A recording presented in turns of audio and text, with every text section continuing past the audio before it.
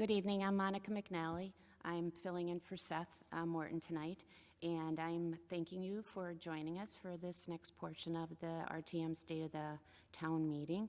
I'd like to introduce our first speaker, Chairman of the Planning and Zoning Commission, Stephen Alvani. Thank you.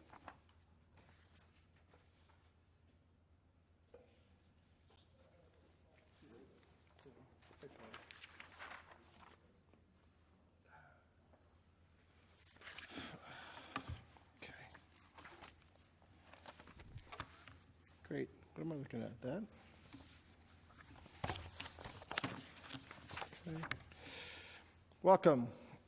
Thank you, Mr. Moderator, Nicole, members of the RTM, my fellow elected officials, and the people of the town of Darien. Good evening, everyone. My name is Stephen Alvani. I am the chairman of the Planning and Zoning Commission. I was recently re-elected as chairman of the P&Z, and I'm excited to deliver my report again this evening. In my speech last year, I started with thanking many volunteers who staff our four local town land use boards, the P&Z, the ZBA, the EPC, and the Architectural Review Board, the ARB. My follow-up said I'm allowed to go long tonight, so we'll be okay. I would take this opportunity to do it again this year with a special note that even during this current COVID pandemic, it's been important for the work of our town and the town boards to continue under such trying circumstances. The Planning and Zoning Commission has held 3 to 4 meetings a month since April 1st in order to accommodate the town's business. All the town boards have been using the GoToMeeting virtual platform, although it's nothing like having an actual meeting in place. Tonight, I'm standing here talking to an empty 300-seat auditorium. Unfortunately, these types of virtual non-in-person meetings will likely be occurring for another few months. We will manage through it, and I hope it ends very soon.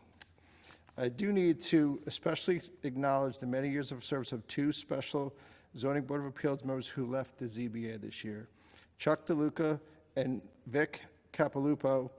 I was on the ZBA some 7 or 8 years ago and served with these 2 pros. Each of them has served over 17 years on the ZBA and attended over 300 meetings between the 2 of them. Their longtime institutional knowledge and experience will be difficult to replace. I wish them the best of luck in their future endeavors, and thank you both. In a follow-up to last year's speech, and over the past 10 months, I personally met with the chairs of the Architectural Review Board, Liz Geiger, the Environmental Protection Commission, Eric Yostin, and the Zoning Board of Appeals, Mike Netter. I wanted to discuss issues, needs, and any regulations or items that the Planning and Zoning Commission should be aware of. These folks all, I also met with Amy Barsante, the chair of the RTM PZ&H committee. These folks all know their stuff. I enjoy all the conversations, and it's always helpful to get feedback and better understanding of these specific issues facing each of our land use boards and get the news of what we are doing at the P&Z Commission out to the general public. All of our 4 land use boards, the RTM, the Board of Finance, and the Board of Selectmen, are facilitating the town's business, and it's great to collaborate with them.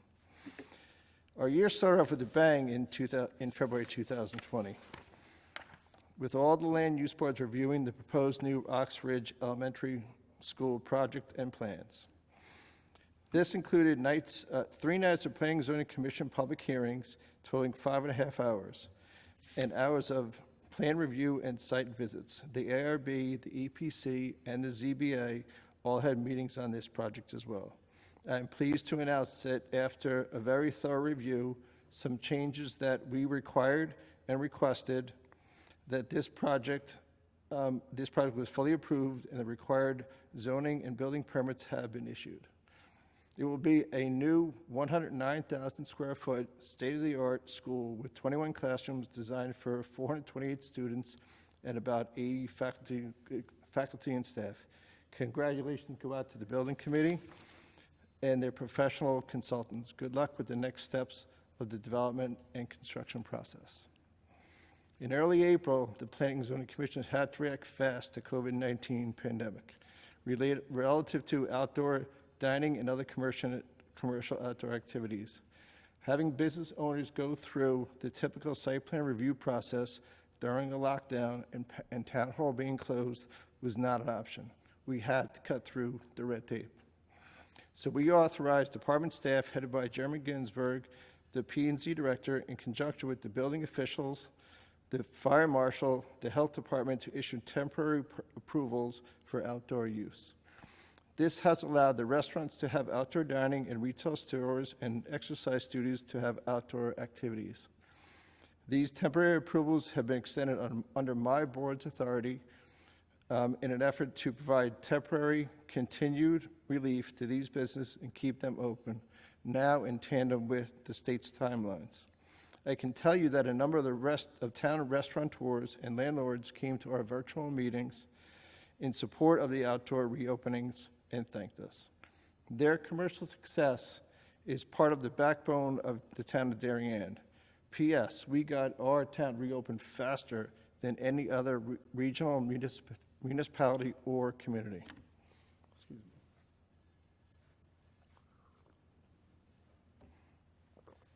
Also this spring, the new cross-country track at Darien High School was completed by the Parks and Recreation Department and the Darien Athletic Foundation. My daughter was a track star and captain a couple years ago. She's now a junior in college, so she missed it by 2 years. Sorry, Kimberly, but will be enjoyed by other athletes and town residents for years to come. Thanks to the DAF, the Board of Education, and Pam Geary, who heads up the Parks and Recreation Department. Surprisingly, the number of permits and applications to the P&Z has not dropped during this pandemic period. The department has seen a record number of inquiries for permits for swimming pools and requests for land regrading and yard flattening. House additions and alterations are also up. Families are home more and are again investing in their most important asset, their houses, which is great to see. The commission has also approved preschool and after-school programs at all the elementary schools within the past year in response to a local town-wide request and the town needs. I also want to mention another recent commercial building trend, the creation of outdoor rooftop deck space in office buildings. This is one more feature that will be helpful in making office space in town more appealing and rentable, which is especially important due to the impacts of COVID-19 and demands for office space in our town. We approved 2 of those rooftop decks this past year, one at Old Kings Highway South, and the other is on the replacement of a new office building being constructed at 34 Old Kings Highway South. Some of you may know it was the house that Baywater Properties had painted by an artist as a haunted house. It will be slated for demolition later this year. Over the summer, we also saw the completion of the Royle at Darien. This is a new redevelopment of Old Town Hall homes into 55 new affordable rental apartments in the state-of-the-art building near downtown, managed by the Darien Housing Authority. This adds to the diversity of Darien's multifamily housing stock and is a big improvement over the prior buildings. This is a net increase of 25 multifamily apartment units on the property. An additional note about this project is that it includes solar panels on the roof that make it more green. I'm a real estate guy and have been in the commercial real estate valuation and analysis business for over 30 years.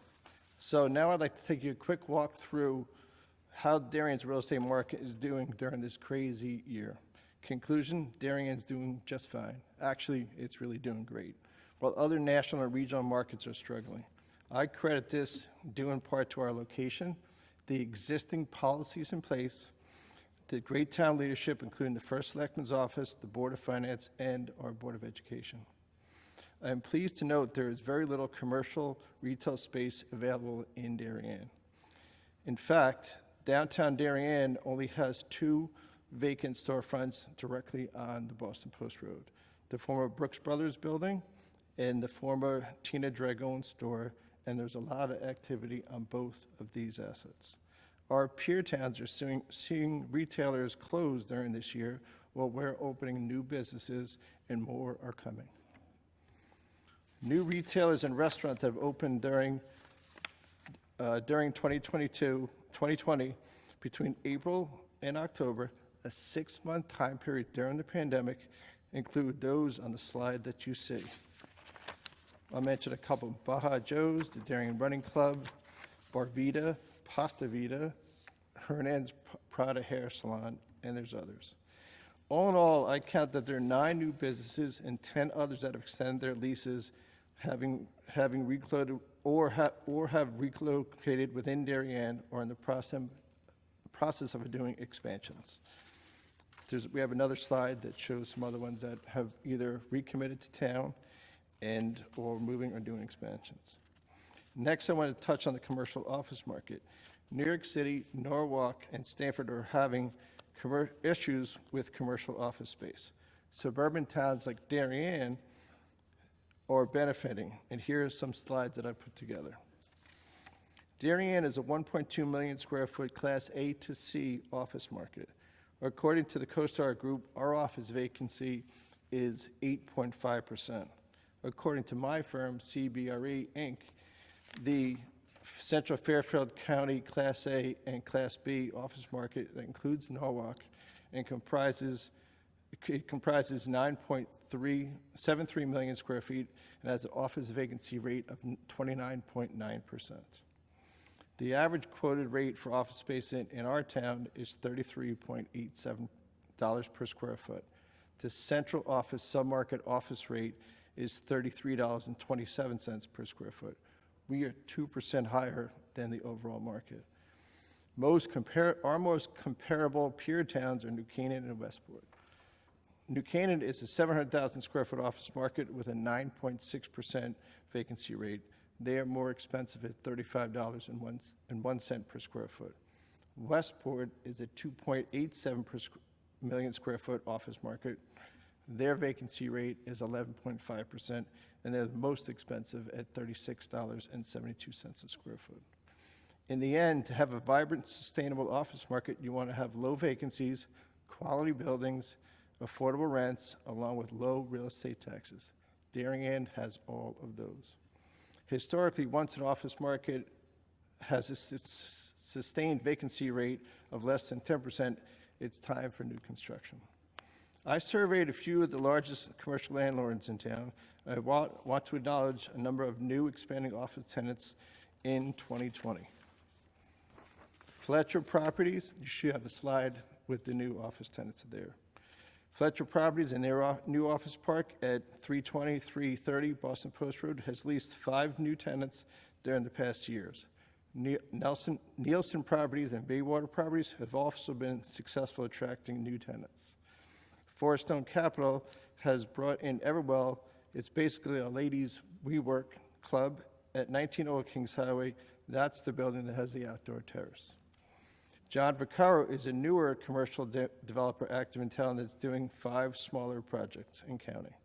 He's a longtime resident, reports all of his commercial and residential spaces are fully leased. That's just amazing. We welcome all of these retail, service, and office businesses, try to support them, and I give them lots of credit for opening and investing in our community during such uncertain times. Please shop local and eat local. Finally, I want to update you on the residential single-family market in Darien, in our peer towns and Fairfield County.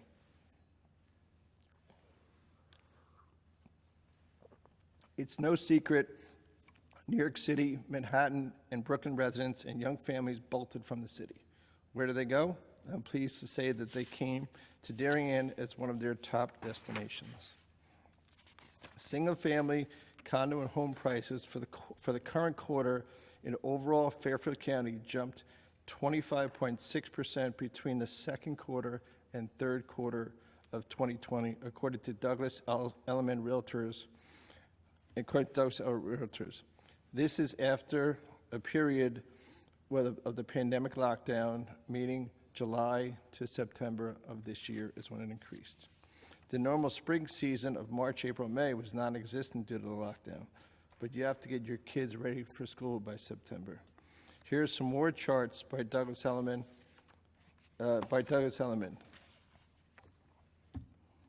The Darien median price jumped 19.5% quarter over quarter in the last 3 months, and 16.7% year over year. Between the third quarter 2019 and third quarter 2020, to $1.5 million as a median price. New Canaan jumped 14.2% quarter over quarter, and 18.9% year over year to a median price of $1.45 million. Westport jumped 18.1% quarter over quarter and 32% year over year to a median price of $1,435,000. It is clearly a strong real estate market on the residential side in Fairfield County and in our town. To update you on some ongoing developments, we have first, the Corbin District is now underway downtown. The first step is to relocate the brook drainage ditch that ran behind Gopher Ice Cream and the 3 buildings on Corbin's Drive. That watercourse is being put underground. The next will be to remove the existing gas station at the corner of the Post Road and Corbin Drive. The work will continue on the east side of Corbin Drive into 2021. The final project will include 85,500 square feet of new Class A office space that will also help our downtown. The associated East Lane project, which is a residential project, will also be getting constructed in 2021. This will have 12 of the 14 requireable affordable housing units associated with the Corbin District. Next is a federal project in the eastern part of downtown commercial, and eastern part of the Noroton Heights commercial area. The foundation rooftop parking deck for the new Walgreens is completed, and we expect that building to be completed by the fall of 2021. The other construction will get underway in 2021, and the entire multi-building mixed-use project proceeds through 2022 or 2023 for full completion. Well, the Palmer's Market redevelopment project in the Noroton Heights shopping center has not yet begun in earnest. We are optimistic the demolition will begin in 2021, and that construction project will take another 2 years. There are a number of other smaller mixed-use projects which are now underway. First is the redevelopment of the Darien Playhouse. The back of the building of the theater has now been opened, but it's actually been removed. The former theater has been gutted. The project will consist of 3 new commercial spaces on the first floor and the back of the building, and upstairs will have 4 new apartments. The project will also complete the sidewalk along Grove Street between 2 Squab Lane, the Butcher Shop, Brook Street, and the Darien Sports Shop. The former International Tile building at the corner of Dixon and Boston Post Road at 1897 Boston Post Road has also been approved for a mixed-use project. The work on that project has begun and is expected to be completed in 2021. There will be commercial tenants on the first floor and 5 apartments upstairs on the upper floors, including 1 being a deed-restricted affordable apartment. On one last note, it appears that there is some legislation up in Hartford that has its eyes on potential changes to the statewide planning and zoning statutes.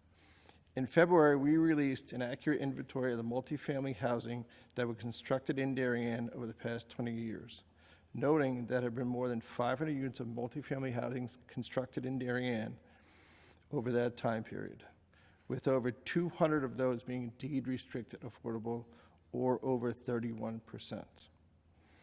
We have been monitoring the statewide legislative process, and it will be a priority for us to watch and participate at the start of the new year to stay on top of those potential changes and understand the implications for Darien. In conclusion, although it has been a very tough year for everyone personally, I'm pleased to say that Darien Planning and Zoning Commission and the town of Darien has been responsive to local businesses and the real estate market, and has positioned our town for growth and future success. We look forward to the year ahead. Stay safe, and I wish you all the best in 2021. Thank you.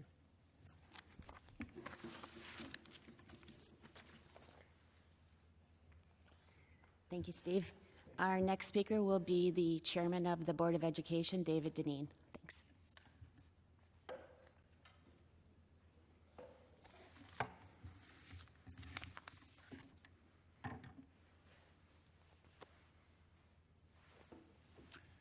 Feels good to have a mask off for once. Good evening, Madam Moderator. Thank you. First Selectman Jamie Stevenson, members of the RTM, fellow board chairs and elected officials, and members of the community out there in Zoom land. On behalf of my colleagues from the Board of Education, it is my pleasure to update you on the work for the children, families, and taxpayers of Darien. It's a privilege to stand before you this evening as the newly appointed chair of the Board of Ed. I would like to publicly take this opportunity to pay tribute to the leadership, tireless efforts, and accomplishments of Mrs. Tara Achman in her role as board chair during the past 3 years. I would also like to welcome again Sarah Parent, who has joined our board, and thank you again to Mike Burke, a good friend, for his dedication to our students and board over the last 6 years.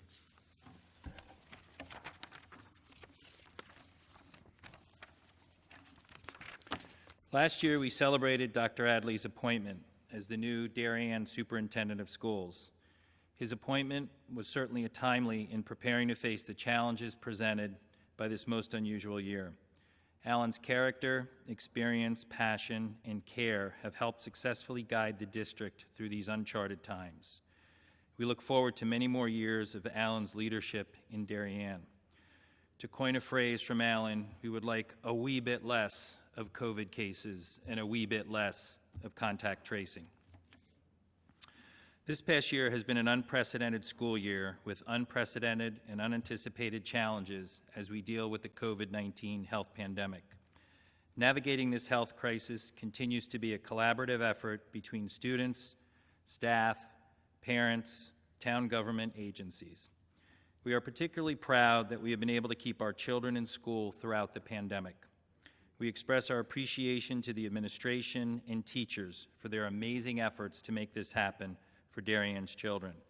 From the complete overnight transformation of the school district to online school district back in March, to the development of a comprehensive reopening plan this past July, and to the care and support provided to our children every day since. Parents, staff, and students have risen to the pandemic's challenge through practicing recommended health, safety mitigation practices, and following isolation and quarantine practices, all not easy to do. We extend a thank you to our first Selectman, Jamie Stevenson, for the open dialogue during this challenging time, and words of appreciation to Alicia Kasushi, Director of Nursing and COVID-19 Complaint Liaison, Mr. David Knopf, the town's health director, and Dr. Timothy Knefik. These individuals have worked tirelessly on behalf of the school system and the Darien community. Their efforts, dedication, and guidance have been instrumental in maintaining the health of our students, staff, and Darien community, and in keeping our schools open. As of Friday, December 4th, the district had 16 COVID-19 cases with 137 persons quarantining, and a cumulative total of 67 cases and 881 persons quarantining. As school, town, county, and state cases continue to rise, decisions on the school learning model will be reviewed on a regular basis in consultation with our medical advisors, the latest information from the CDC, the Connecticut Department of Public Health, and as always, with the health of the students and safety as our priority. Keeping our schools open has required expenditures for mitigation strategies and improvement to health and safety practices. Expenditures have included, but are not limited to, personal protective equipment, plexiglass, additional staffing for social distance and supervision, nursing, and additional technology resources. Presently, total COVID spending stands at $3,294,477. With grants and transfers from our current budget, that number stands at $2,477,939. We continue to monitor and review at the Finance Committee level and the board level, and will continue to work with the Board of Finance and the RTM Education and Budget Committees on continuing to monitor these expenses. Strategic planning. Last year, under the guidance of the Superintendent of Schools and Dr. Richard Lemons, the board engaged in a process of strategic planning to identify the next level of work for the district. The work this past year has been overseen by a strategic planning committee consisting of 27 members representing students, staff, parents, community members, and members of the Board of Education. We thank all those involved for devoting their time and talents to this important project. Recommendations from this committee are now ready to be received and reviewed by the board. We look forward to being able to adopt this plan early in the new year and for it to guide the board and the district's work over the next 5 years and beyond. Enrollment. Currently, we have 4,680 children enrolled in the Darien K-12 public schools, with another 100 children in our ELP program. Our most recent enrollment study by the independent firm of Malone and McBroom projected out to 2021-2031, noting a stable growth over the next decade with an overall reduction of 76 students over that time. The district remains a highly desirable school system known for its academic excellence. Our current average cost for pupil for fiscal year 20 is $21,444, which is slightly less than the last 2 years, but still in the median range in our comparable district reference group. Some budget initiatives from 2020-2021. We continued working through all the challenges of the COVID pandemic. When we last met, the approved budget, all this work directly supported by RTM votes and Board of Finance votes, and ongoing support from our community, parents, and local government. Some initiatives. Maintaining reasonable class sizes. We continue to hear this at most Board of Ed meetings and in feedback from the parents. Maintaining our class sizes is important to our families. Providing one-to-one access to technology for students to access learning from home. Our investment over the last couple of years has been critical to our ability to do this during the pandemic. Upgrading security with additional cameras installed and the installation of additional emergency buttons are pending. Focus on social-emotional learning, including benchmark assessments and inclusion on report cards. The addition of the second school psychologist at each elementary school has been particularly important in this new environment. Improving network and wireless infrastructure for student learning, expanding math and focus to grades K through 5, and continued implementation of the next generation science standards, providing instruction materials for mathematics in grades 6 through 8, continued implementation of responsive classroom models and dialectical behavior therapy, supporting full remote learners as they transition between learning models. With the assistance of our wonderful PTO organizations, we created new celebrations for the 5th and 8th grade moving up ceremonies. And at the high school, a drive-through graduation. While I look forward to an in-person graduation this next year, I think we've set the standard for new ways to celebrate our graduates, and I'm sure we'll be seeing those come to life again during this year's graduation. Designing new ways to access learning through remote and hybrid learning and virtual staff meetings, team meetings, parent conferences, virtual musical performances, field trips, and fall play, all stuff that we've taken on with this challenge. Supporting STEM initiative via Project Lead the Way, continuing to provide professional learning for staff focused on health and safety protocols, technology integration, new software platforms, wellness, and new learning models. Student recognition and a return on investment. The taxpayers in Darien receive a tremendous return on the investment when comparing student academic achievement and per pupil expenditures as compared with other Connecticut districts. Students' performances across standardized testing continues to be exceptional. We had 5 National Merit semifinalists and 21 commended scholars. The continued recognition of the district for its academic excellence as reported by U.S. and News World Report, which named Darien High School #3 public high school in Connecticut for 2020, and Newsweek named Darien High School one of the 100 best STEM high schools in the nation for 2019. We had a production of a virtual music performance. We've had virtual chorus, band, orchestra, and theater performances all over the last year. The Middlesex Quiz Bowl team continued to experience accolades and championships, and while challenging, the continued success of our athletes and support teams in FCAC and SEAC. looking forward to the next level of work.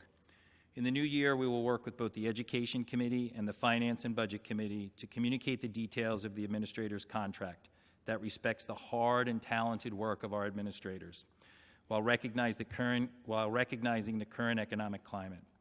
Leadership matters, and the work of our administrative team was most noticeable and necessary throughout this year. It's critical we continue to attract and retain talented school administrators. The value of our human capital cannot be underestimated. We look forward to continuing the conversation with the RTM and other boards. This year, the board has commenced initial planning for the removal of portables across the district, with consideration also given to the educational needs of the elementary libraries. These portable facilities are not reflective of today's educational safety needs. I believe once parades are allowed again, it will be great to have a parade to see the portables moved out of town once and for all, and that's the commitment of the Facilities Committee and the Board of Ed. Access for all students. Students are always our top priority, and we make decisions in the best interests of all children and their educational needs. At Friday's remote legislative breakfast, Dr. Adley and I, along with many Fairfield County districts, implored our state representatives to advocate for appropriate funding for education and removing the cap on excess cost grant for special education services. Additional topics discussed included the support for the expansion of the Open Choice program in the region, support for minority recruitment, and relief from state mandates like 180 days and 900 hours, support for mental health and social emotional needs, and additional funding for COVID-related needs. I would also like to thank our State Rep Terry Wood for participating in that and supporting us around these critical conversations. Oxridge Elementary School, the chairman of our Planning and Zoning gave a great comment on that. This month sees the start of the work on the new Oxridge Elementary School and the culmination of the Board of Education and town priority around rebuilding this school. This exciting project has been planned and expertly managed by an amazing building committee organized by the First Selectman's office and overseen by Kip Coons. This $63 million project, scheduled to fully open in the spring of 2023, will provide generations of Darien children with a state-of-the-art educational environment. We thank the Board of Selectmen, the RTM, and all others for their support of the Oxridge Elementary School. You should see some slides now. While we've had some presentations over the last couple of months to the community and the local Oxridge community, you should see some slides now. The front of the Oxridge School, the courtyard in the center of the school and the amphitheater, the ELP wing and the playground outside, the large presentation zone at the library media center, a slide of the gymnasium and the platform, a beautiful cafeteria, and that should give you a great overview of the beautiful school that's being built. Budget season is upon us, and the board looks forward to collaborating with all town officials and bodies in bringing forward a creative and financially responsive budget to the community. Innovative programming and budgeting allows the district to protect the investment the community has already made in education and allows for some necessary improvements. Our exemplary school system directly benefits our taxpayers by maintaining property values and making Darien a very desirable town for families and a desirable place for teachers to work. Darien's commitment to providing an educational experience is characterized by excellence and is reflected in the community's support for education in our town budgets. It is critical during these uncertain times that the town continues to protect its educational programs and investments. On behalf of the entire Board of Education, I want to thank you for this opportunity to address the town. I wish you a healthy, safe, and happy holiday season. I look forward to future discussions in the new year without a mask. Have a good evening.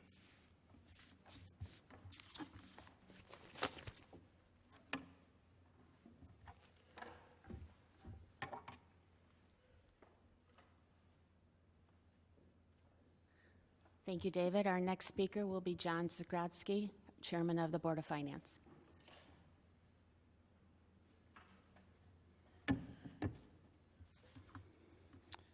Thank you, Madam Moderator, my fellow town officials, members of the RTM, and everyone watching tonight. I appreciate the chance to speak with you, so I'm going to try to get my slides coordinated with Mr. Cameron and his team, so hopefully all this works out well. So turning to the first slide, I'm going to talk about a few topics this evening, trends, some recent performance. We're going to look ahead to the 5-year forecast, and I'll also talk about budget guidance for the upcoming process. I'll try to move along a little more quickly than I did last year.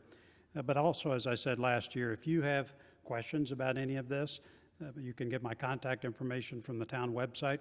Drop me a note, give me a call. I'd be happy to talk about any of this information to provide more clarity or answer your questions. So moving to slide 2, expenditure growth. What this slide shows is the trends of town and Board of Education, really all expenditures over the last 5 or 6 years back to 2015. So you can see that that number has grown really over the last 5 years up until the current budget year at just under 2% per year, and that's all town spending. This past cycle, the 2020-2021 budget that we're in right now, that's about 2.3% higher than had been previously in 2019. And I would say that part of that obviously is driven by COVID expenditures, but the good news is that maybe it's ticking up, but frankly not that much.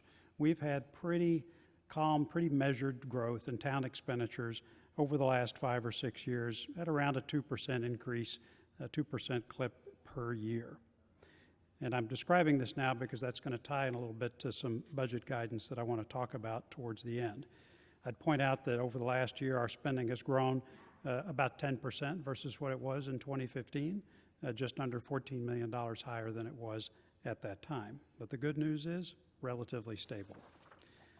So if you go to slide 3, Board of Education spending, what you find is that that spending is growing at a faster clip than the town spending. Not surprising, the Board of Education faces a lot of obligations in terms of contracts with employees, state and federal requirements, and just the demands for excellence. None of that comes cheap, and so what you're seeing is a faster clip of growth in Board of Education expenditures than you see with the Board of Selectmen. I would commend the Board of Selectmen because you'll see on this same slide that over the period 2015 to 2020, their expenditures have grown by just 1% per year. And I think they're in obviously a different set of circumstances than the Board of Education, but it's commendable the efforts that board has put in place to keep spending in check over that time period. But I'd also point out that the Board of Education has done the same thing. They just face a different set of parameters that makes control of their spending, well, a little tougher, I might argue. But in any case, you can see that the growth rates between those two boards has been different over the last 6 years. It gets to slide 4 and share of the total. So what you'll see in this slide is that over time, the Board of Education spending as a percentage of spending is growing. And if you look at just the Board of Ed and Board of Selectmen budgets, Board of Education was about 74% of that total in 2015, and today it's about 76% of that total. So over time, though, the Board of Education share of the budget is growing. Slide 5, Board of Education expenditures per student, that's also gone up, and you'll note that those expenditures have ticked up a little bit higher than the actual total spending, and that's because the student population has actually fallen a bit. So it would make sense that total expenditures per student would actually rise at a faster clip. Some of the drivers of that expenditure is really around some of the investments that the Board of Education has had to make in things like college counselors, special education support, the SESS, I forget that acronym, whatever that acronym was, facilitators that were put in a while back, curriculum coordinators, all these folks that may not be in the classroom, but are tangentially important for the student experience.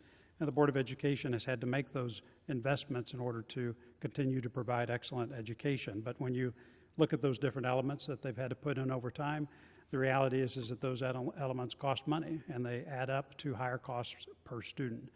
Excellence does not come cheap, and maintaining the ranking that Mr. Deneen talked about in his comments does not come cheap. So if you take a look at slide 6, which is debt and debt service, this is another important thing to keep in mind. It's important for the health of the town to stay on top of debt just as much as we stay on top of spending. And what you'll see over the last few years, we we have dropped from a total debt of about $77 million in 2015 down to a low in 2017 of about, I'm sorry, at 19 of about $60 million. And so we've had a fairly aggressive effort to pay off debt over that period of time. We brought in the Public Works Garage and some other investments that took that debt up to just under $70 million this year. But all in all, we've done, I think, a very good job at paring back debt from what it was at the time that the new high school was built, and when we looked at debt levels about 10 years ago, somewhere in the $100 million range. So we've been very good, I think, at ensuring that we dedicate the resources that are required to pay down our debt. If you look at the bottom of slide 6, you'll see our annual debt service costs broken down into interest and principal, and we're paying down our debt at a clip of, call it $9–10 million every year. And that's just the principal, and that's how we've been able to get our total debt down. You'll see, though, in 2020, debt service spiked up to $12 million. That was intentional. We actually used some fund balance, which I'll get to in a moment, to accelerate the pay down of some debt, which is why that particular number happens to be a little bit higher. But as a general matter, about $10 to $11 million in debt service every year is what we have. So taking a look at slide 17, fund balance. Now, fund balance, which I've explained in the past, fund balance is the amount of money that the town has in reserve. And that reserve is important for a few reasons. If there's an emergency, we can draw on the fund balance. Ratings agencies like to see a healthy fund balance reserve as part of their decision-making about the credit rating that the town has. So this is a very important element of our financial health. Over the last couple of years, we've taken a good look at fund balance, and we rewrote the policy that the Board of Finance has for fund balance. And we decided to rethink the floor, right? So there's a floor that we've set of 12%, and that says that fund balance should not be less than 12% of the town's budgeted revenues. Okay, so we think that that's a good level. We've talked to some folks in the ratings agency business, and that combined with some other financial aspects of the town suggests to us that that number is probably about right. But you'll see in this chart that we're running a fund balance level of about $25 million as of June of this past year. And based on our policy at 12%, though, we have an excess fund balance. That's part of the reason in the earlier slide we used some fund balance money to pay down our debt. But you look, even doing that, we have about $7.7 million in excess fund balance in this reserve right now. And that means that we could spend, if we had to, not to say I'm advocating that, but we had to, we could spend $7.7 million out of fund balance and still be within the Board of Finance's policy on that. So that's good news. That means that if there is a continued pressure on the town because of COVID expenditures or anything else, we have the fund balance, we have the reserves to draw on rather than having to raise taxes to cover those expenditures. And so I think we're lucky when you compare us with other towns. This is not easy to do. There are a lot of towns that don't have these kinds of reserves. So in that sense, Darien is lucky in that regard. So closing out this short section, just some observations on slide 8. I think our financial picture remains stable. There's a few uncertainties around some rising expenditures and, of course, the prospect of COVID-related expenditures, but my general view is that our financial picture is stable. I would also say that our debt levels are reasonable. A couple of people have asked me to speculate, well, just how much more debt do you think the town could handle, in my judgment? And don't tell anyone, so this is a secret, okay? In my judgment, the town could take on considerably more debt. So if it comes down to a point where we have capital investments that we have to make, whether they're for the school or for the town, we are in a position to borrow to make those expenditures. I'm not advocating that, but everyone should know that based on the finances of this town, our tax base, and our general financial condition, our debt capacity is substantially higher, in my judgment, than what it is right now. Finally, fund balance, as I mentioned before, is adequate. It's more than adequate to do practically anything that we would need in terms of any expenditures I expect to see with regard to COVID or anything else. But bottom line, the town and the schools remain well managed from a financial standpoint. So let's go on to recent performance. We skip ahead to slide 10, which is just a quick overview of the final outcome for 2019-2020 in that budget. So we budgeted about $147.8 million in revenues and expenditures for that year. We came in pretty close. We actually ended up the year, despite COVID expenditures, with a surplus of about $300,000, which is pretty good. Some of the variances that we didn't expect were building permit revenue not coming in at the time that we thought it would, though at this time it's starting to come in as the projects that Mr. Mulvaney talked about to start to come online. And there were a few other factors that were sort of here and there. But once again, we had a budget that had a surplus. And so I think over an extended period of time, we've been in that position. And even with the onset of COVID, the last budget year, we had a surplus, which is good. Slide 11 gives you a quick sense of where we are on the current budget. As you'll recall from last year, we set the current budget flat in terms of collected revenue, and that was intentional. And this year, where we're standing right now, we're actually looking at a projection of a deficit. So that'll be the first time in a long time. Right now, the way it stands is about $500,000 that we would draw from fund balance to cover this year's deficit. Kind of depends how a few things shake out for the rest of the year, but based on what we're seeing in terms of expenditure trends and COVID-related expenditures, our sense is that we'll end up the year reasonably close to balance, but with a likely draw on fund balance of about $500,000. But let's see how that plays out in the coming months. Slide 12, which is a sense of where we are so far on COVID-related expenditures. What I've done on this is I've broken it out to between the town and the Board of Education, and you can see on this slide the different types of expenditures that they've had by line item description, both for the previous budget cycle as well as the current budget that we're in right now. I won't go through the individual line items, but you can see that Board of Education obviously has had to invest a lot in staff and in facilities reinforcement, if you will, whereas the town has spent a lot on, interestingly, on legal consultation. The fact is that the state and the governor's office has put out a variety of requirements on individual municipalities that frankly required legal counsel to help us interpret. All told, to date, both last budget cycle and this budget cycle, we've spent a little over $4 million townwide to cope with COVID-related challenges and requirements. So one thing that's not apparent, though, in this slide that's a little hard to do is what about the other things that might have been COVID-related in terms of impact? So how much revenue are we actually losing in terms of lost activities or activities that can't continue? What about avoided costs, right? We don't have to spend money on X because of COVID. Those are a little bit harder to assess, but those are all moving parts that I think contribute to trying to determine precisely what we're spending on COVID-related challenges. And that's something that we probably will never have an exact number to or a perspective on. But so far, net around $4 million to date. Let me talk just briefly about Ox Ridge, the elementary school. Mr. Deneen mentioned that in his remarks. You'll recall that we started off the process financially with an appropriation, kind of unusual, but the RTM actually approved the appropriation for the entire school up front. And that was pretty important because it enabled us to get some state grants and to start to position the project appropriately, so the money had to be appropriated up front. The RTM appropriated $63 million. And so looking at slide 13, what you'll see is that it went from $63 million, and we had some initial estimates as to what the project would cost. And that was almost $70 million, and there was much wringing of hands because that suggested that it was going to be more expensive than we thought it would be. But thanks to all who are working on this important effort, we had a detailed review of those costs, made a few changes in the design, got down to about $65 million or $64.9 million. And the great news is that based on current bids that the building committee and others have worked on, it appears that based on current bids for the project as designed currently, it's about $57.7 million. In addition, the building committee has worked very hard to take full advantage of available state grants to support this project.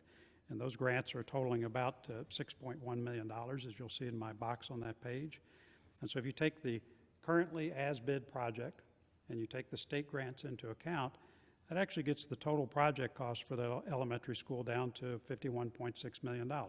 There is still a lot of wood to chop on this project, so I don't want to suggest that that's a final number, but it really is testament to the building committee's efforts to get their hands around this project, to bid this aggressively, to design it carefully, and to take full advantage of the grants that are available for something like this. So we really do have a superb building committee in place. It's got both town leaders and construction experts, as I say on this slide.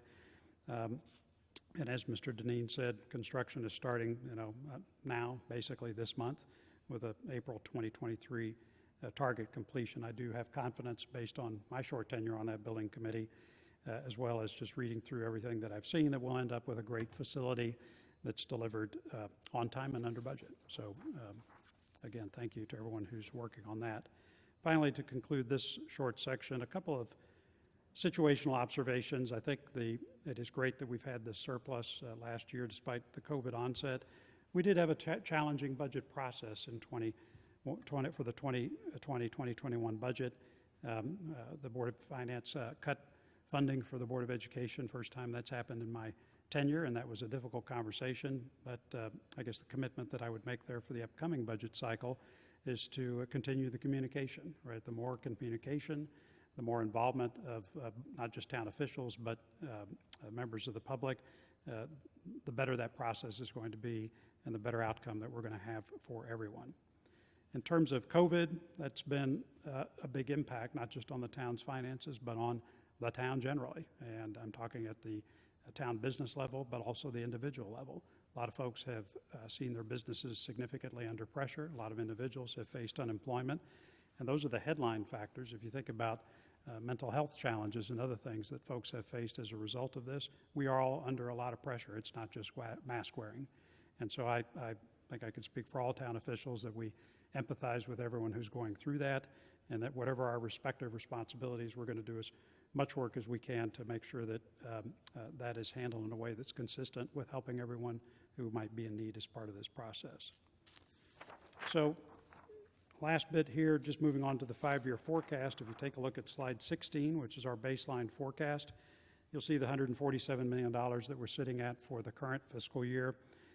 Based on a number of factors that we work into that forecast, and there are assumptions around recent growth in expenditures.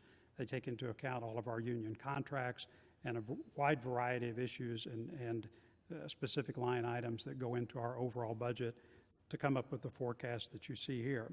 And based on what we're seeing, a forecasted growth of about 3% per year seems to make sense. We've got some union contracts that cost a little more than that. We have sources of efficiency that will reduce those costs. And based on sort of our general view across all the expenditures that the town faces, something like 3% growth between now and 2026 seems reasonable. If you look further down at the debt projection down at the bottom, there's the $60 million in 2020 that I described before. You'll see that our debt would peak at about $85 million in 2024. This will include for full bonding for the Oxford Elementary School. It doesn't really include any other major projects, but as far as we can see going forward, that would be sort of peak debt. And I would tell you that that's less debt than what we had at a maximum level when some of the other schools were built. So again, kudos to everyone who's helping us manage that. Here we're going to get a brand new $51 million elementary school and yet see our town debt levels no greater than $85 million over the next 5 years, which is great. Slide 17, I have some crystal ball comments. Everyone loves those comments, and so I brought them back by popular demand. Now, despite Mr. Deneen's comments and the voice of experts, which I routinely ignore, I do stand by my assertion that we should anticipate more student body growth, more growth in enrollment. It's simply implausible to look at all the construction that we've just talked about with all this new housing, right? It's all family friendly. It's all affordable, plus all these people from New York City trying to find someplace with good schools. Darien is the place for that. I simply just don't believe that we're going to continue to see a fall off in student body enrollment. And as a result, we should think about the implications of that, or at least try to keep the possibility that we would have enrollment growth in the back of our minds when we think about our capital projects. Second, as Mr. Deneen and Mr. Olvany and I'm sure Mrs. Stevenson will mention, there is the prospect for expensive state mandates. I said before that I thought the town's finances were in pretty good shape, and if we just look at Darien as a bubble, I think that's an easy conclusion to make. But when you take away that bubble and you think about outside influences coming from Hartford in terms of decision-making around what to do with municipalities, there is the prospect that things could get a lot more expensive here. I don't know exactly how that's going to play out, But all the things I have listed here, from sharing in state teacher pension costs, regional government taxation, consolidation of municipal services, sharing of property tax revenue, all of those things are under active discussion in Hartford. And given the way power is allocated in this state, there's probably not a whole lot that we can do about it, although I would point out that Mrs. Stevenson is leading the charge in many different ways through WestCogs and some of her other efforts to try and have that voice at that table and make sure it's an effective one. At the end of the day, though, a lot of these things, this is what I really worry about in terms of what could impact our town's finances. It's stuff like this. Maybe not much we can do about it, but I would urge everybody to take some time and get familiar with some of that and speak out if you don't like what you see. Finally, my last crystal ball comment is I do think we are largely done with COVID-related expenditures. If you look at the investments we've made as a town in terms of the big ticket stuff, personnel, facility preparation and hardening, if you will, all of those things, I really do believe that we've made a lot of those investments. It's not to say that there won't be here and there expenditures going forward, but my guess is that we've done a lot of the heavy lifting to this point. And if the vaccines that have been talked about that various firms have come up with start to get real traction, I think we could all collectively and unanimously hope and pray that this crisis will be behind us and we won't need a lot of these investments going forward. I'll close with just some comments on budget guidance. So if you go to my slide 19 that says budget guidance at the top, I've broken this out into three parts. The first part of the budget guidance relates to what I would call core expenditures. And core expenditures are really things that exist today. So existing personnel, existing operations, existing initiatives, all the things that are going on today. Our sense is that to the extent that a 2.5% increase in those expenditures, if you can ring fence them and isolate them, makes sense. And by the way, that 2.5% is kind of consistent with the expenditure growth that I showed on earlier slides. It's not too much, but it's not too little. The second bit of guidance that we would offer is, it doesn't have a number attached to it, but it's what I would call new initiatives. So this is about adding headcount or adding capital investments that are not bonded or making benefit changes or any one of a number of things you could do that's new, that's additive from what we had in prior years. And our guidance there would be simply to make a clear and compelling case. If you want to add those things, and I know there's been a lot of thoughtfulness in terms of what that might be, both for the town and the Board of Education, when that's presented to the Board of Finance, simply make the compelling case. Make the argument that that's needed as a general matter, and by the way, that it's needed now and not in some future budget. We'd like to hear that case. If it's as compelling as those who support those kinds of things have done in the past, then it won't be easy. It won't be hard to approve those things. But in any case, the combination of new plus core expenditures, we'd like to set a target of 3% growth versus last year, keeping in mind that last year's budget was actually flat to the previous year. That number is not a cap, the 3%, but it's also not a blank check. We're looking for that as a starting point for the discussion and would use that as sort of a benchmark to begin an assessment of any budget that's presented. Finally, to the extent there's COVID-related expenditures, despite my sense that maybe those expenditures will start to fall off, our advice and counsel and guidance would be to simply do what's required. Budget these items separately and benchmark them against what other towns are doing. We should be doing what the best towns are doing, but we shouldn't be doing certainly less. Arguably, we shouldn't be doing a whole lot more either. But benchmarks, I think, are really good in this particular sense. In any case, keeping stakeholders informed, this board, the public, members of the RTM, that'll be a good process. I think to the extent that we can avoid surprises, which is my least favorite word in the English language. I hate surprises. Any kind of communication with the goal of avoiding surprise really does make town government work, I think, a lot better. I'll wrap up with my last slide, just some concluding thoughts.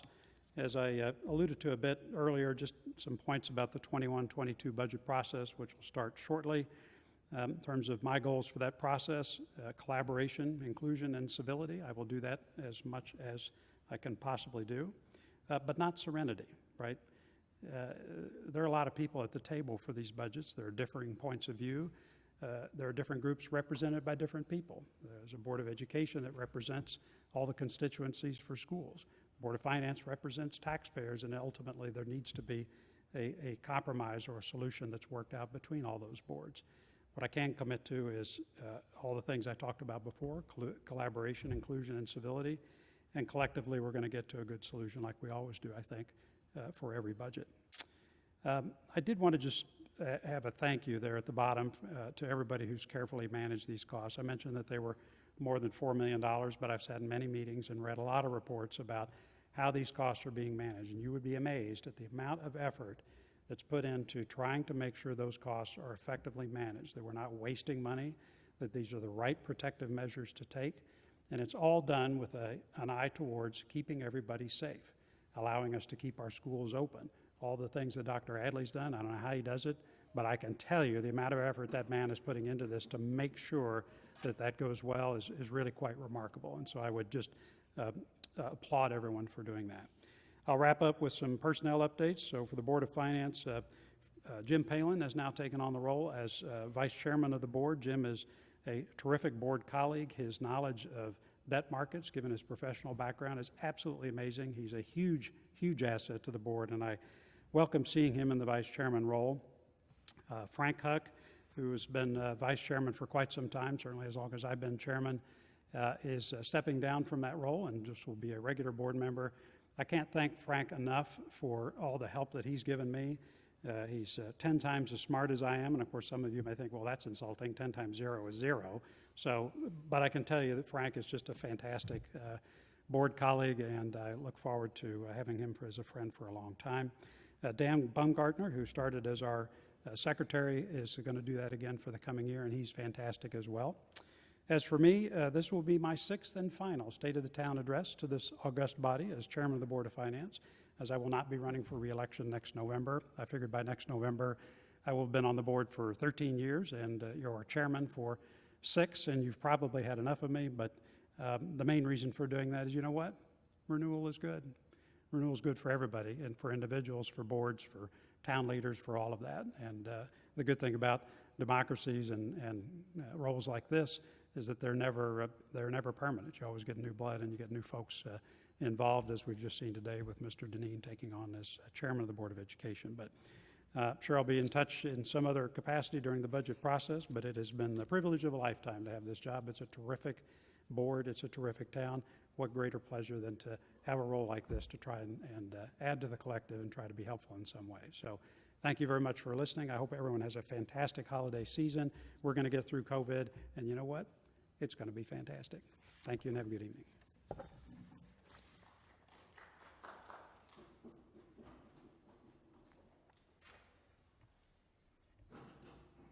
Okay, that was a surprise for me. Thank you for the 3 speakers that we've had so far. Our evening will conclude with our first Selectman, Jamie Stevenson, giving her presentation. And thank you, all of you from the RTM.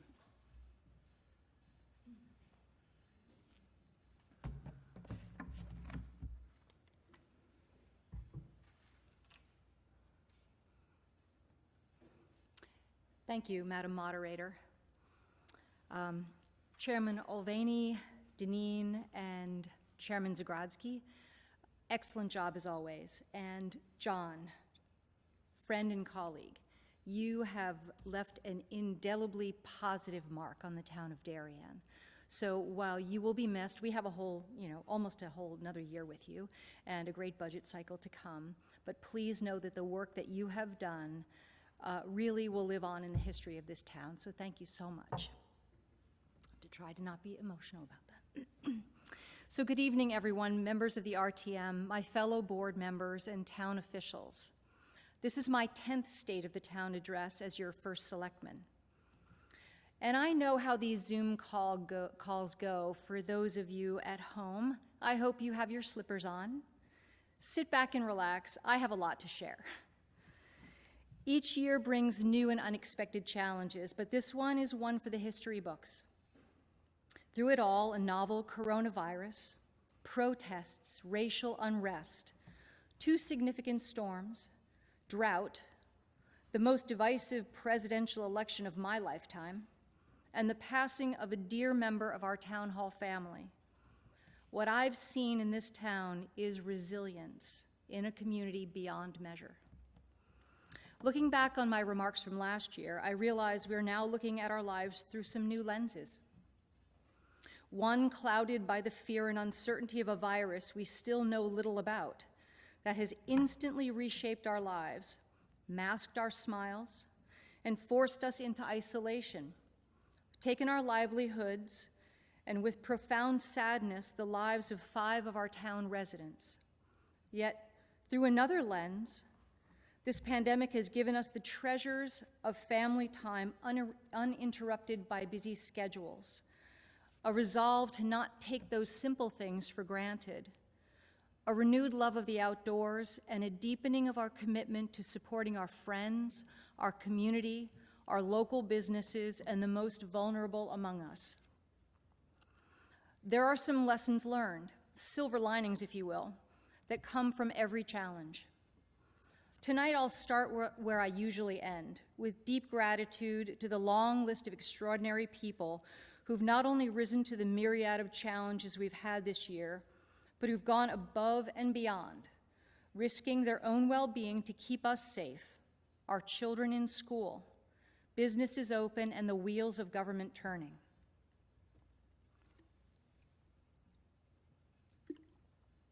First, I want to thank you and your families for doing your part to keep our community safe and healthy. We've had to learn along with the scientists about how COVID-19 spreads and to respond to well-intentioned guidance on how to stop it until vaccines are available. Since March 10th, when Governor Lamont issued his first of 2 health emergencies, you've respected the 90 executive orders that have been issued to date and set parameters under which we can or cannot work, socialize, and govern. You wear your face coverings when you can't distance yourself from others. You wash and sanitize your hands. You stay home if you're sick. You haven't traveled to see family and friends. And you get tested and quarantined if you've been exposed. Not everyone agrees on these rules or the underlying assumptions used to create them, but I believe we're doing the very best we can under extraordinary and unfamiliar circumstances. It's true we've missed many beloved Happy Town events, a year of bicentennial birthday events, the Memorial Day Parade, town fireworks, the Darien Road Race, the Turkey Bowl, holiday tree lighting, and many other nonprofit events. What's extraordinary, though, is how folks have innovated by going virtual or finding new ways to achieve their mission. Pandemic response has redefined the role of public health by adding new responsibilities like mask distribution, contact tracing, and the regulation of public gatherings and businesses, not traditionally the responsibility of the health department. Darien's health department has been on the front lines as the State Department of Public Health intermediary and local enforcer of the state's pandemic policies. Health Director David Knopf and his staff have done yeoman's work questioning, deciphering, and communicating COVID health policies. Drought and the storm-related power outages added additional burdens to their very busy workload. The coordination between our health department and the Darien Public Schools team is a shining example of best practice collaboration. I want to thank Dr. Adley, Alicia Casucci, Dr. Tim Kenefek, and our school nurses who stepped forward to help with in-town testing in the spring and school community contact tracing. Chairman Deneen and I meet regularly to share information, and I'm confident that with open minds and good communication, we can find other areas where working together makes sense and improves outcomes for both the district and the town. Collaboration is a key to building a resilient community. With careful planning and innovation by the district, our students were able to return to hybrid learning on September 3rd and in-person learning on September 29th. Building a remote learning environment in the course of a few short months is extraordinary.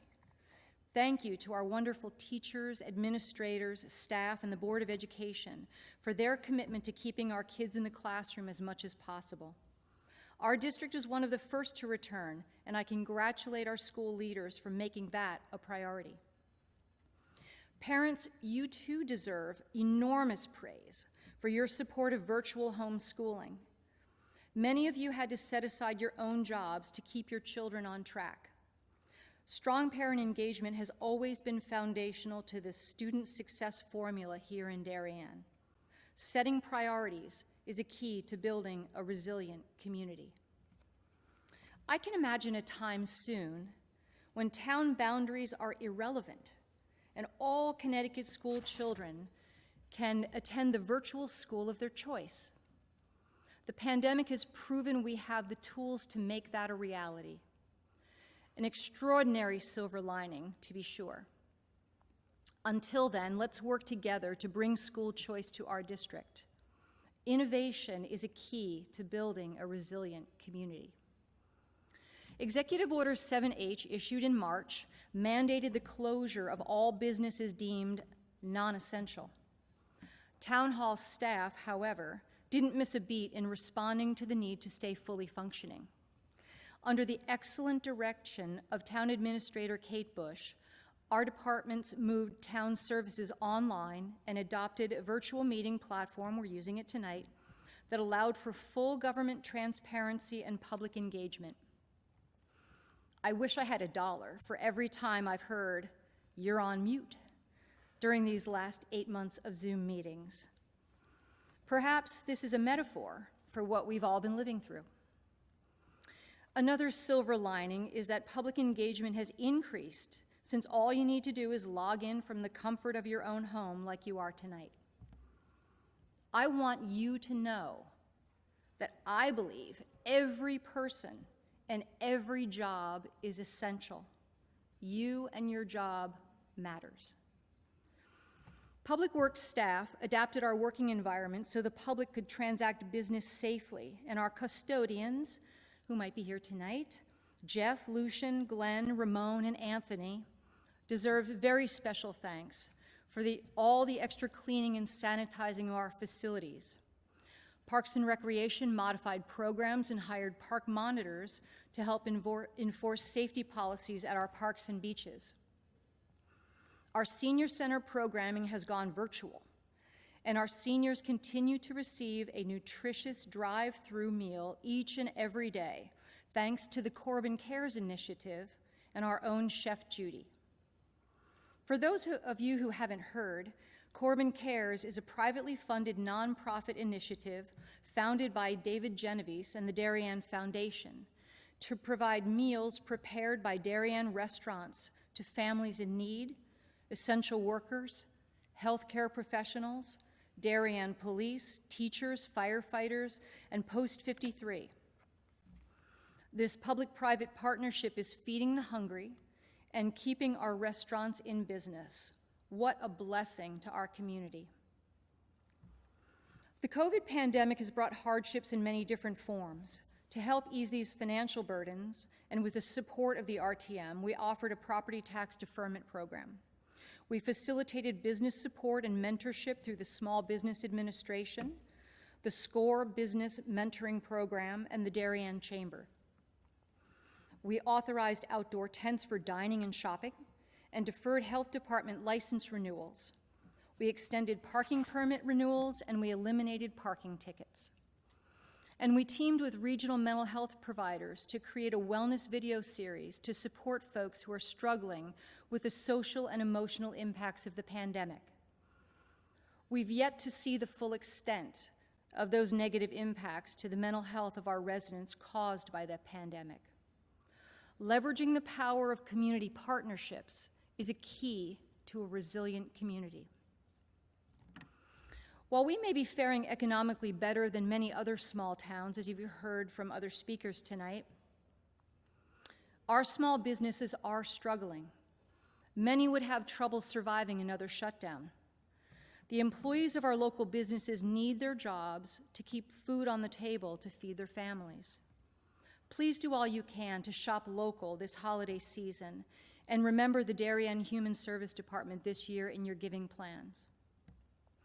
As of today, 492, or 2.26% of Darien residents, have tested positive for COVID since the first week of March. 21 residents have been hospitalized, and sadly, 5 of our residents have passed away due to COVID complications. COVID deaths aren't just a data point. They're our loved ones, and we feel the pain of every loss.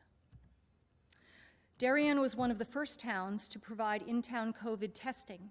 Testing began on March 23rd at a drive-through clinic at the Darien High School. We're pleased to continue to provide testing through Everpoint Health and will enhance testing capabilities as opportunities arise. Vaccines are planned to be distributed in Connecticut in 3 phases with appropriate priority given to frontline healthcare workers, first responders, the elderly, and the medically vulnerable. The general population may have access to vaccines in the summer of 2021 if manufacture and distribution goes as planned. Vaccines have not yet been mandated, so it remains to be seen how many people will opt in.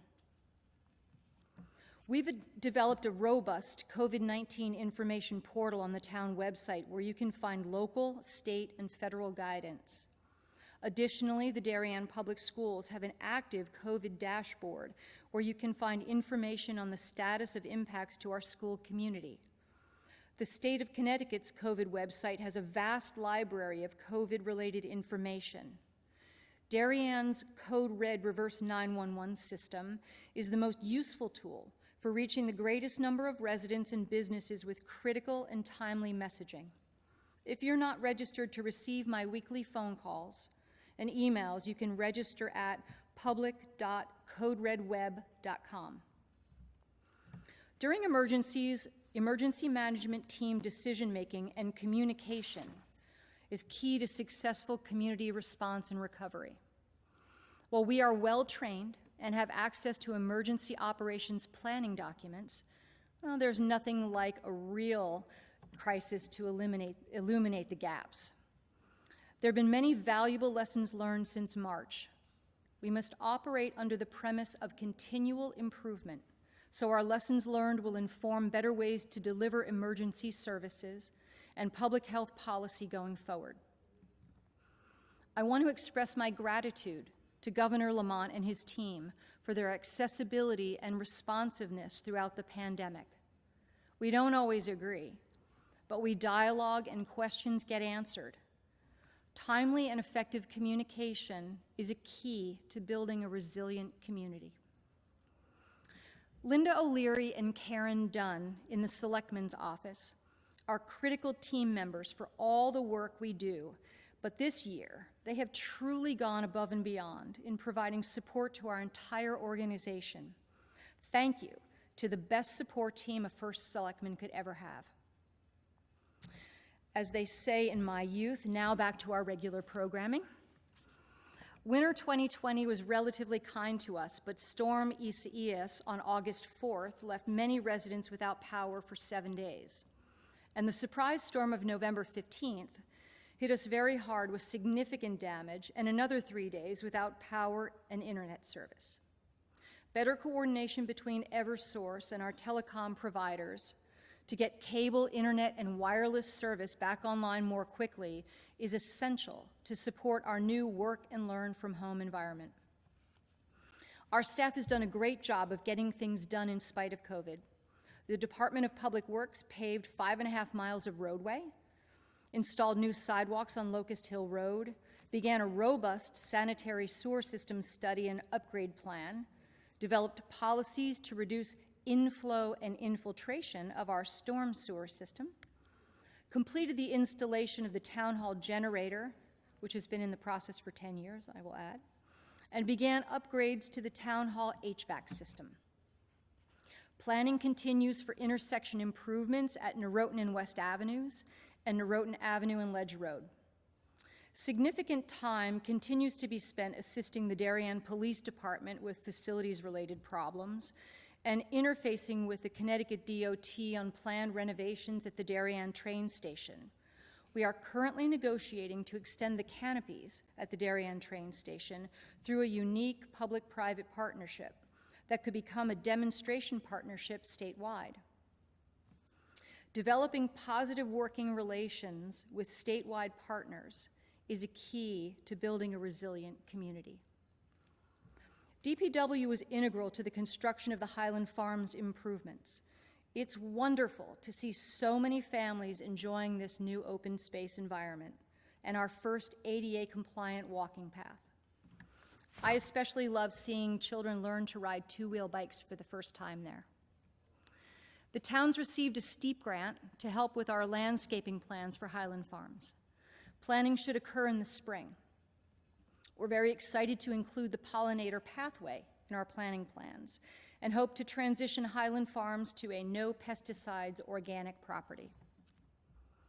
The pandemic required the pause of the Pear Tree Beach Improvement Project, with the exception of continuing to seek state guidance on what's required for approvals to fix the boat ramp and to raise the parking lot. Raising the parking lot may be a wise investment for the resilience and longevity of Pear Tree Beach. Parks and Recreation staff and commission worked closely with us to keep our beaches and parks open. Hiring temporary park monitors was critical to our safety plan. Given the value added, hiring park monitors during the beach season should be considered each year. While indoor Parks and Rec programming suffered, outdoor and virtual programs have been extremely popular. 2020 beach permit sales were up nearly 10% over the 2019 beach season. Our beaches and parks are very well loved and deserve our continued investment. The cross-country running path at Diller Park is complete and being enjoyed. Given Karen Diller's recent passing, it warms my heart to know that this park will forever carry her family name. The Garden Club of Darien has been very busy beautifying our spaces with 21 new cherry trees planted appropriately at Cherry Lawn Park and new plantings in front of Town Hall. The Cherry Lawn basketball court has been refurbished and is wildly popular. I recommend we look to find space for additional outdoor basketball courts in town, and perhaps work with the Board of Education to refurbish the courts on school-managed property. You've heard from Chairman Mulvaney this evening about all the fantastic new developments in Darien. We've benefited greatly from residents fleeing New York to escape the pandemic health risks of a densely populated city. Home sales have increased 55% over 2019, and average sale prices are up 16%. As people discover all that Darien has to offer, I know they'll want to stay a while. We're very sad to say goodbye to a few beloved businesses this year, but we've welcomed, as you've heard, a number of new ones who see the incredible opportunity here. There's a tremendous buzz about the development underway in Darien, another silver lining for our local economy. Organizing for a historic and politically divisive presidential election, even in normal times, is no easy task. Kudos to our registrars of voters and the town clerk staff and all the poll workers for flawless execution of a COVID-safe election, even when the rules changed midstream with the authorization of absentee ballots for all. 87% of registered Darien voters voted in November. 46% voted by absentee ballot and 54% voted in person. Kip Coons and his chair, David Deneen, are doing a fantastic job leading the Ox Ridge Elementary School Building Committee. The school rebuild is complex given site conditions and access limitations. Final design was complete in June and state approvals have been granted. Project bidding was complete in October, and I'm pleased to report, as you've already heard this evening, that combined bids have come in $5.3 million below the June 2019 appropriation of $63 million. More savings may be achieved when all the soft costs are confirmed. Construction will commence in 2 phases and will begin before year end. The project is projected to be completed in the spring of 2023. The new 100,000 square foot facility will include a separate 10 classroom wing for a consolidated district-wide early learning program. Our first responders have been put to the test this year with protests, fires, storms, and all the routine responses made more challenging with our COVID environment.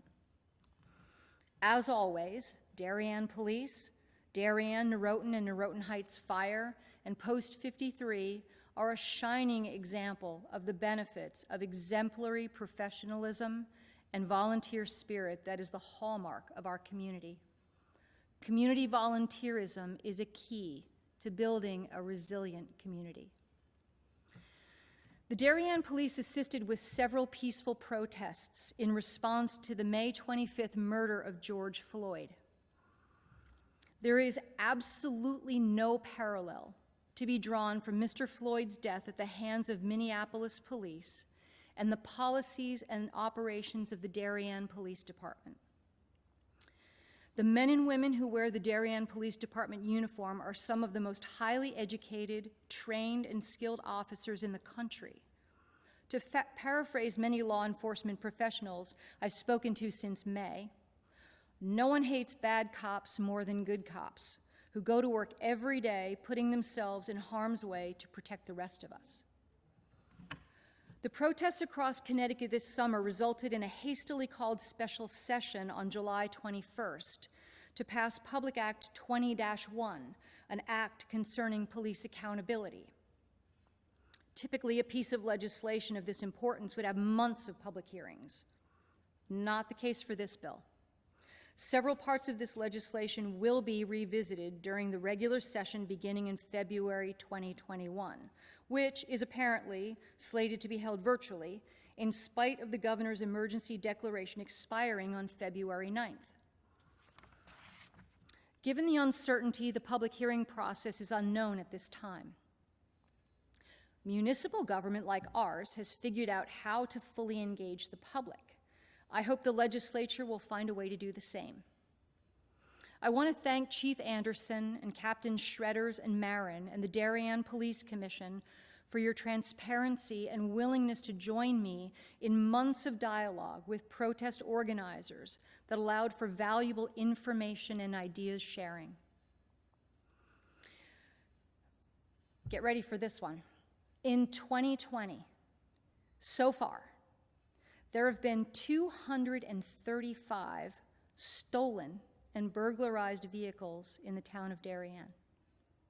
On behalf of the Darien Police Department, I ask you to please lock your cars. Every time you get out of it at home, lock your cars. The Board of Selectmen commissioned an information technology assessment for IT infrastructure. It's a review of software and systems management for town-side IT operations.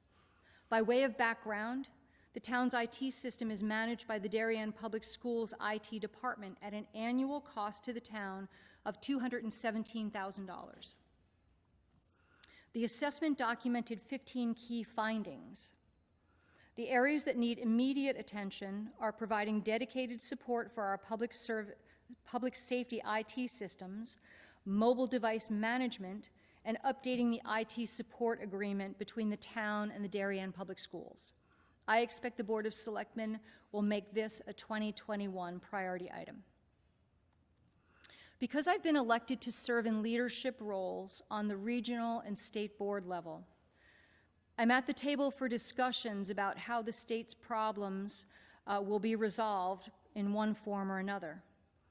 This is how I know developing affordable housing in high-opportunity communities like Darien is a priority for current state leadership and housing advocates.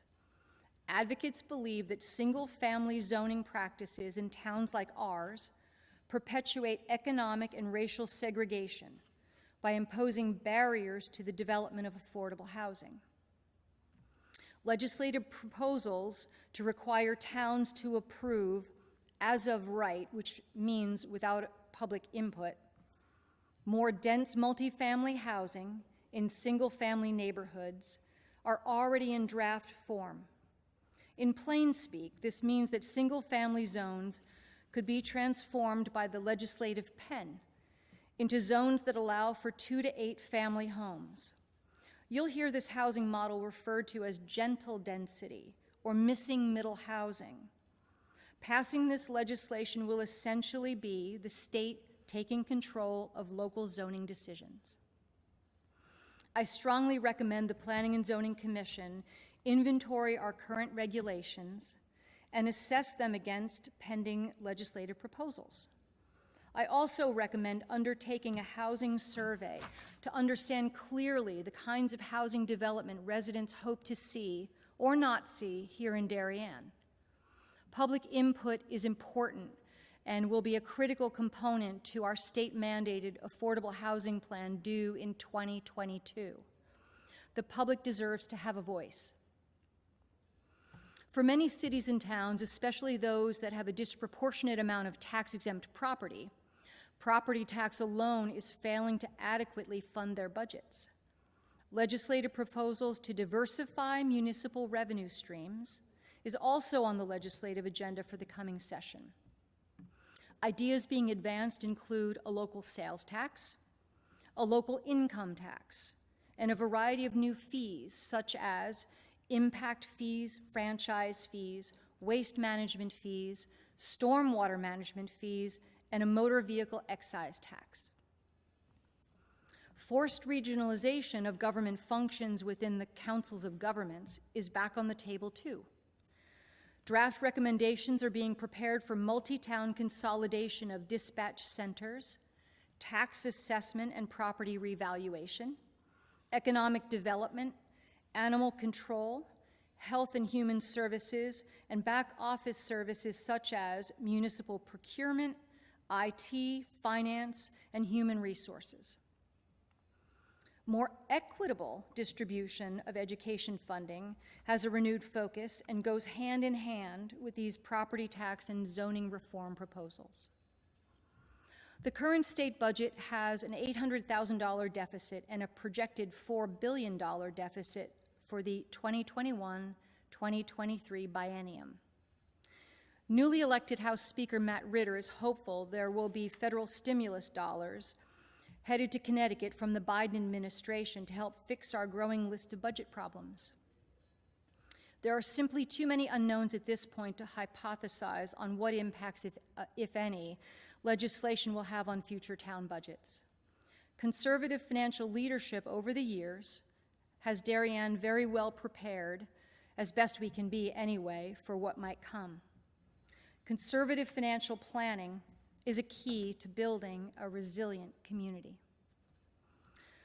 Priority setting, innovation, collaboration, building strong community partnerships, volunteerism, effective communication, conservative financial planning, and experienced leadership are foundational to building, managing, and sustaining a resilient community. We're doing well on all fronts, but we can always do better. 2021 holds the promise of an end to the pandemic, so we can get back to living our lives free of COVID-19 and too much government control. On behalf of the Board of Selectmen, I wish you and yours a happy, healthy, and peaceful holiday season, and happy birthday, Darien. Thank you.